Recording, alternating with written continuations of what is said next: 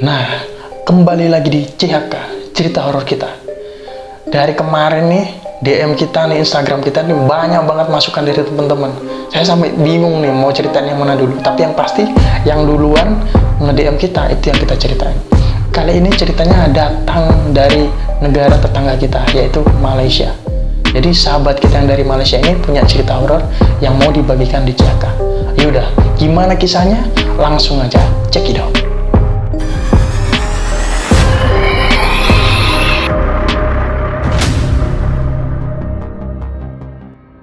Si Ardi ini, dia tuh bekerja di sebuah perusahaan, di mana perusahaan tersebut menginstruksikan si Ardi ini buat survei luar kota. Tapi sebelumnya Ardi tuh udah bilang sama bosnya, dia ada perusahaan keluarga, tapi bosnya memaksa Ardi untuk dia yang ngambil tugas ini. Oke lah, berangkatlah nih si Ardi di salah satu kota di deket pantai. Sebelum berangkat, dia bilang sama istrinya, "Mah, saya mau berangkat. Mah, aku mau berangkat dulu nih. Aku disuruh tugas sama bosku buat luar kota lagi. Ya udah, hati-hati. Cuman perasaanku nggak enak." Kata gitu. Nah, ketika dibilang kayak gitu, akhirnya si Ardi ini jadi agak turun nih, agak bimbang. Kenapa? Nggak tahu, perasaanku nggak enak. Kata gitu. Ya udah, akhirnya Ardi berkemas-kemas. Sebelum berkemas-kemas nih, dia udah pesen nih reservasi hotel nih di deket area lokasi yang dia ditugaskan. Dia pesen tuh, dia cari hotel. Begitu dia nemu, dia cocok sama hotelnya yang deket sama lokasi yang disurvei, berangkatlah si Ardi. Nah, Ardi ini berangkat sendirian, dia bawa mobil sendiri. Di tengah perjalanan, si Ardi ini perasaannya masih gak enak, gara-gara istrinya tadi bilang kayak ada sesuatu gitu loh yang gak enak. Di tengah perjalanan, si Ardi tuh merasa mobilnya tuh berat. Jadi dia merasa tuh nggak sendirian. Pas dia lihat di kaca belakang, lihat di posisi jok belakang, dia tuh nggak ngeliat apa-apa. Cuman dia ngerasain tuh beda banget tuh, kayak dia lagi bawa penumpang. Tanpa sadar, Ardi turun di tengah jalan. Dia nggak tahu tuh, nggak ngehirauin sekitarnya tuh apa. Dia berhenti, begitu berhenti, dia tuh buka tuh pintu belakang. Nah, ketika dibuka pintu belakang, gak ada orang, tapi bodi mobilnya ini agak turun sedikit. Dia kan hafal banget tuh sama mobilnya.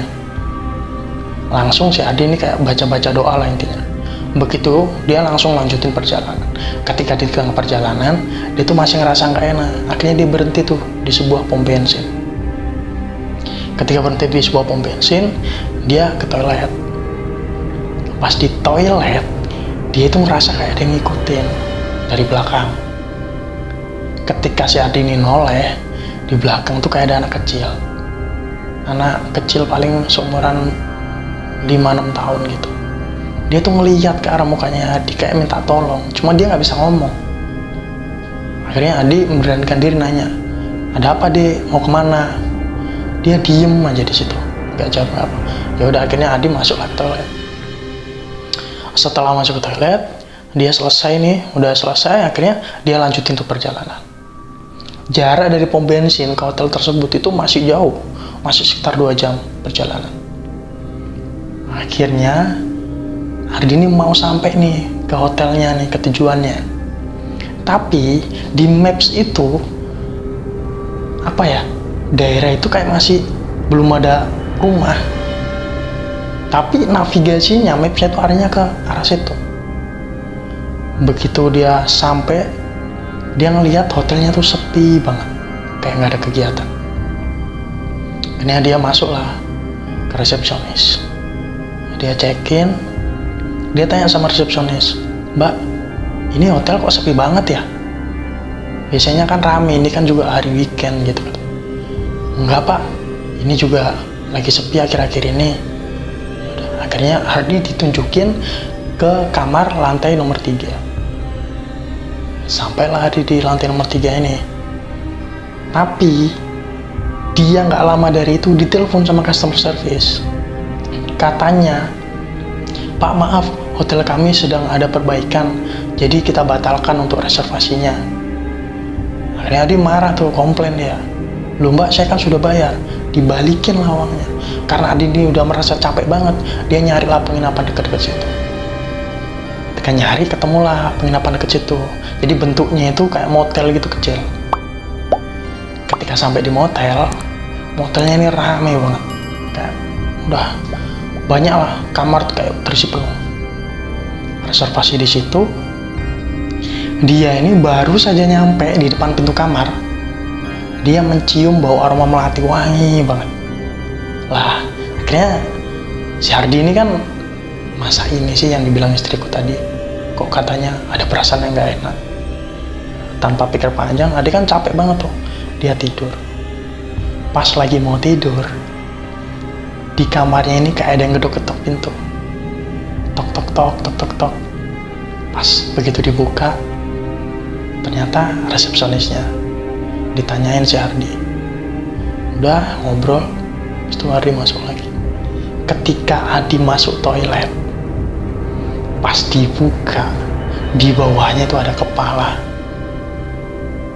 Akhirnya dia kaget dong, dia kaget, ditutup pintu keras-keras sudar. Ketika ditutup pintunya, ada yang teriak di dalam toilet itu, tolong, tolong, kata. Adi panik nih, langsung Adi lari tuh keluar, langsung ke arah resepsionis. Mbak, ini di kamar saya ada orang nih kayaknya minta tolong. Lari lah tuh resepsionis ke kamarnya si Adi. Begitu lari, dicek nggak ada. Di situ Ardi udah mulai, Mbak saya minta pindah kamar lah, jangan di sini, saya ada nggak enak di kamar ini, aneh pokoknya. Ketika bilang seperti itu, resepsinya senyum sama si Ardi. Mas, masa sih laki-laki penakut. Nah, dari situ si Ardi udah pindah ke kamar yang lain. Pindah ke kamar yang lain.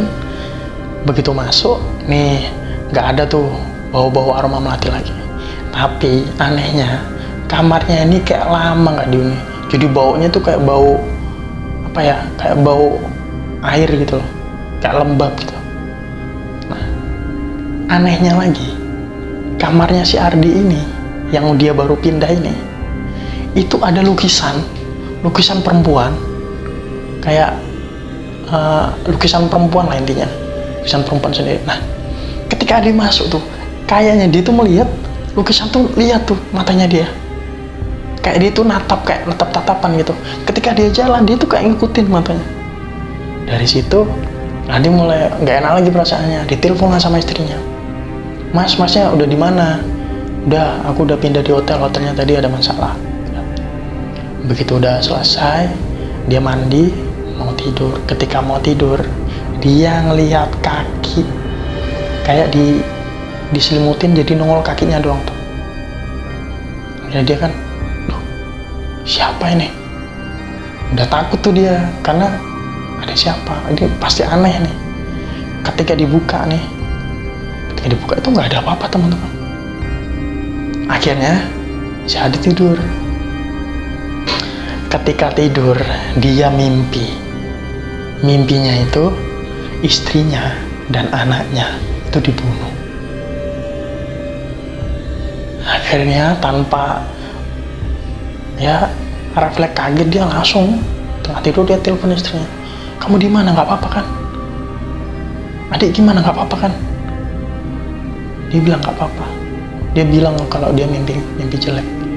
Pas dia nengok di samping jendela kamarnya dia lihat sosok bayangan perempuan mirip banget sama resepsionisnya. Iya, sama resepsionisnya yang senyum tadi. Ketika itu dia udah mikir gak enak. Ditambah lagi istrinya bilang, barusan dengar kabar kalau hotel yang direservasi si Ardi ini kebakaran. Dia nanya nih, loh, aku di sini nggak apa-apa, nggak ada kebakaran sama sekali. Ini di beritanya, di video call lah tuh sama istrinya. Ya aneh. Akhirnya saya itu hoax, katanya. Saya di hoax lah intinya, nggak ada benernya, orang saya di sini nggak apa-apa katanya. Ketika Ardi mulai nutup telepon, lampu kamarnya tiba-tiba mati teman-teman. Pas mati lampunya, dia itu mukanya pas nongol kepala resepsionisnya itu tadi. Di depan mukanya dia bilang apa? Dia senyum. Laki-laki kok takut, bilang gitu lagi. Setelah itu pusing kan si Ardi ini, dia kan udah capek nih perjalanan jauh-jauh nggak bisa tidur, digangguin lah sama makhluk-makhluk kayak gitu lagi. Udah akhirnya disamperin tuh di resepsionis. Pas dia sampai di resepsionis, yang jaga tuh laki-laki, bukan mbaknya yang tadi tuh. Ditanyain, "Mas, mbaknya tadi mana? Mbaknya siapa?" Duh, resepsionisnya kan tadi ada perempuan di sini satu. "Yang mana sih, Mas?" "Gak ada, Mas, di sini saya cuman resepsionisnya." "Loh, saya tadi sama mbak-mbak soalnya yang layanin saya di kamar." Dari situ mulai tuh perdebatan antara resepsionis dan si Ardi, sama-sama ngeyel. Akhirnya si Ardi balik ke kamar. Dia berinisiatif kayak, "Ini gimana sih hotel ini? Kayak gak jelas gitu loh." Dia berinisiatif naruh kamera HP-nya di arah tempat tidurnya. Kalian tahu, ketika Ardi tidur, di belakangnya itu mbak-mbak resepsionis tadi dengan muka pucat. Pas bangun pagi ditunjukin tuh videonya sama resepsionisnya yang laki-laki. Kalian tahu, resepsionisnya laki-laki bilang, "Mas, mbak ini tuh sudah meninggal dan dia itu sudah dia itu meninggalnya karena tabrakan." Dari sini Adi mikir, apa ada hubungannya pas aku tadi di jalan? Tanyalah sama resepsionisnya tadi, "Sebentar, Mas, mbaknya punya anak nggak?" "Punya." "Saya mau tanya lagi, anaknya meninggal apa enggak?" Nah, dia itu kecelakaan sama anaknya. Dari situ si Ardi langsung ditunjukin sama Masnya. "Mas, emang anaknya seperti apa sih, Mas? Punya fotonya nggak?" Pas ditunjukin fotonya, itulah anak yang tadi Ardi ketemu di toilet. Ardi langsung kaget. Mas percaya nggak? Ini tadi saya sebelum perjalanan ke hotel ini, anak ini ketemu saya di toilet pom bensin nih," kata itu. Masnya senyum dan bilang, "Mas, maaf ya, mukanya Mas nih mirip banget sama suaminya yang juga udah meninggal." Dari situ Ardi baru paham, dia ternyata diikutin tuh sama sosok makhluk hotel resepsionis yang ditempati hotelnya itu tadi. Akhirnya si Ardi bilang nih sama bosnya, "Pak, saya kayaknya nggak bisa lanjutin survei, saya digangguin, saya nggak enak, saya mau pulang." Ketika mau pulang, Ardi kan udah naik mobil nih, udah kesel dia, tengah malam. Jadi pagi ngobrol sama Masnya tuh sampai tengah malam, saking lamanya. Begitu perjalanan pulang, dia lihat kaca spion pas di tengah hutan yang tadi, yang dia berhenti. Pas dia ngeliat kaca spion, muka mbaknya itu nongol lagi. Dia bilang apa? "Mas, laki-laki masa takut?" Bilang gitu. Akhirnya Adit tancap tuh, gasnya tancap kenceng-kenceng. Begitu sampai rumah, dia langsung bersih-bersih, beres-beres. Dia intinya bersihin badannya lah. Dia cerita ke istrinya. Istrinya bilang, "Mas, kemarin itu ada perempuan sama anak kecil datang ke sini nyariin kamu." Jadi ceritanya si Ardi ini sebelum berangkat ke hotelnya sampai pulang ke rumah itu masih diikutin teman-teman. Dan kalian tahu, anaknya si Ardi ini kan umurnya sama nih sama anak yang ketemu tadi, sama yang ketemu di pom bensin itu. Anaknya ini ketika malam hari sering main-main sendiri. Katanya dia punya teman baru, dan itu anak kecil tadi. Gitu ceritanya.